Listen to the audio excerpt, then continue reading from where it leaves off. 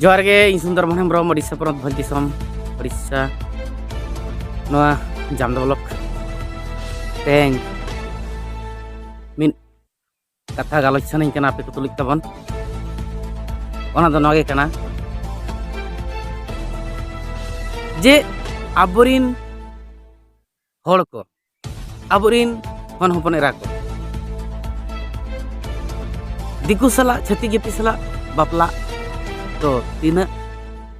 अनाट एटकेटोड़े जिनिस कना ओना चिरगेलो लगिद नोआ गालमार दिन गत होला नेला ना इन मेटटांग दिकु कोड़ा आर मेटटांग संताल कुड़ी जहां चे उनी दो संताल कुड़ी चाकरी kan तापा दिकु कोड़ा सला हेटे हेटे हेटी हेटी कामसा कामसी इकन दुख धरा दुख में सलाजाव था उन सोशल मीडिया रे नेलगो कना एटा जाति सेन मिटटांग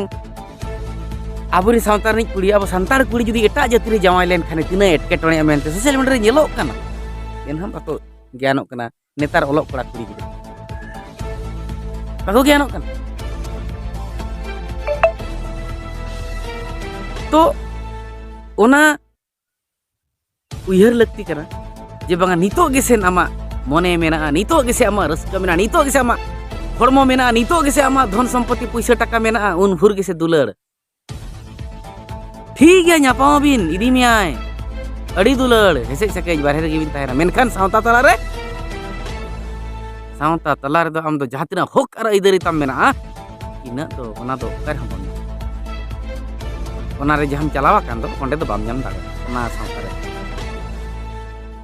आमेम जानामा कना संतार सावता रे आमा दो सना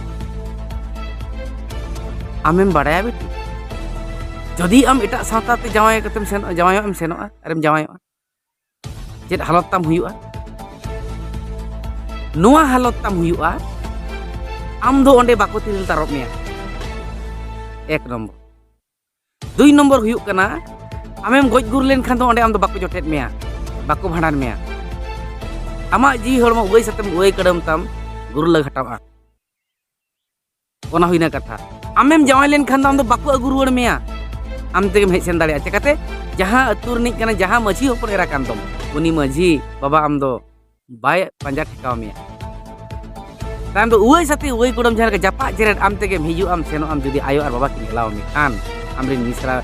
सॉरी बकम कोड़ा बखान बयहाम को बखान पारेम को एलाव मे खान जहां सावतारेम चला कान जहां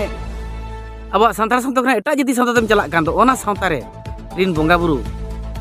आम दो बाको सुपु सेरो मामा जे आम दो ओना ओड़ा रे भीतर रे बोंगा बुरु दो होगे नीत गेसे हक मक दुलर ताम नीत गेसेन हक मक हरमो ताम नीत गेसेन टाका पैसा अनेक धनिक ताम ओना मेनते उनी दुलरेत मेयाय ओना मेनते उनी दुलरेत मेयाय एटा जाति कोड़ा एखाने उनी कोड़ा कोड़ाम रे ती चपू कते लई दाड़िया की कोड़ाम रे ती धो कते नोका कोड़ाम रे ती धो कते मेन दाड़िया की जे बांगा नीत अलंग जहां लेका हिनंग उनका बोंगा बुरु ताला रे उनका गज गुर कते हो उनका आमा माया नणी आमा जीव जाति आमा आत्मा सुलुक दिन सुदाय दिन लगित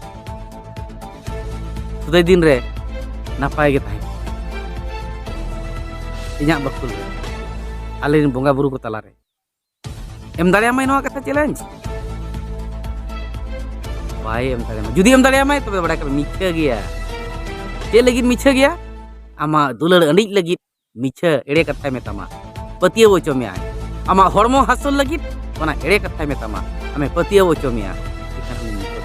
इखन आमा जाति रे जावायो में आमा संतार सावतार जावायो में सोच ताय बदरज ताय गुती ताय दसी ताय नापाय रे दोहय में बाखा नापाय रामें ताहे दाड़े आमा इज्जत महत अड़ी चितान रे ताहेना लाफांग रे ताहेना जहां सावतार आमा बुका तोपा कना ओना सावतार रे आमा मणि मेटा मा सुख आर सुलुक रेम ताहेना आर बांखान उई सते उई को गज गुर कते आम दो बाको जोटेट मेया जहाना तनला को और गिडी कमा को पायरा गिडी कमा बाको भाड़ान मेया चेदम बुझो कना बरम एटा जाति रे जावाया बदल दो आम दो गुजुक जो जाडा सलाक बापला रगे बांखान गजगुर कते आमा जीवी ताम उबई सते वई को अब बाखें रे ओना मेना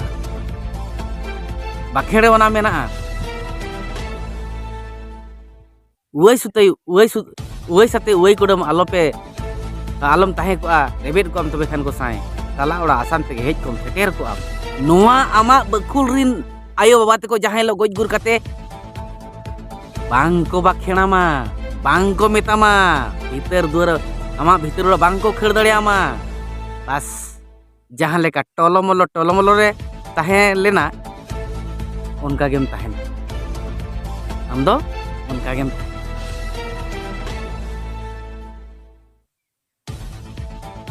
इन दो बज मेनेया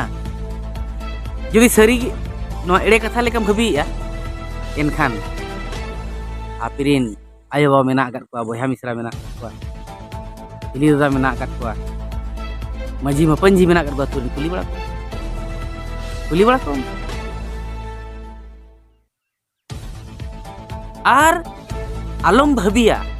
जदि जहां ठेनम जावायोआ बखरम जावाया कना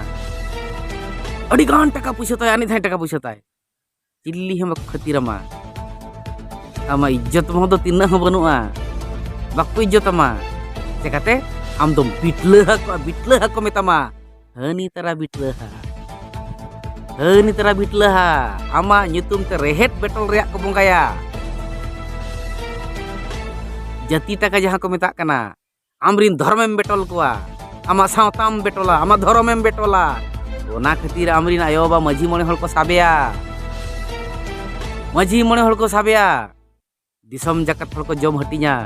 disom hor talarem amem sodoroa jeba nui do falna hopon era do betola kana bitleha kana rehet betola kana उहर दाड़े तो उनी जहां होला नेल केदा मिददां एटा जाति कोड़ा सला हेटे चक्री कुड़ी गिद्रा कनाय मुर्मू परिसरनी कनाय उनी ओना आज बाड़ाय चे बाय बाड़ाय दु ओना दाजे बाड़ाय केनतेन कागे अंडी इचवा कना जे ओना लेकन कथा आबो रिन गिद्रा को आबो उचित ताबन पे जहां आयो बाबा को पे बड़ाई गया निजोरिन हपन को उचित को पे लया को पे बुझो दिशा को पे ताकि जहां लो उनी कुड़ी गिद्रा आलो बेन मा इनिरिन आयो बा नय दिका चेत बाको मता पारनिंग बदल को गेचो पारनिंग अरु को गेचो आज उंजु टाइम ठिकाय माय जिबांगा अपनारा संतार सावतार हो जमाय को पेरेज कोड़ा को पेरेज अकन ओना प्रिन चवला को पंचिका ओना प्रिन जमाय खन जुदी हो इरिन आयो बाकिन सरी कथा नवा किन लेदिन खान इन बइन बड़ाई ले मते तेन नोन गुनह किया उना एटकेटोने रे nyurna ओना उनी ओखन एरा आलोय फिल्मा ओना उनी मिश्रा आलोय फिल्मा आलोय बुझावमा ओना खातिर मांग रे आबोरिन हपन हे पनेरा को मिश्रा को देबागिन को चिरगल को दरकार लय को लगती एटा जतरेम चावलेन खान नोंका हुआ बेटी एटा जतरेम चावलेन खान नोंका असुविधा हुआ ओना गे अदमा चिरगलो ताबन मा चेंघा ताबन मा नोआ कथा गे आपे को तुलिया सामांग काते मा जोहार।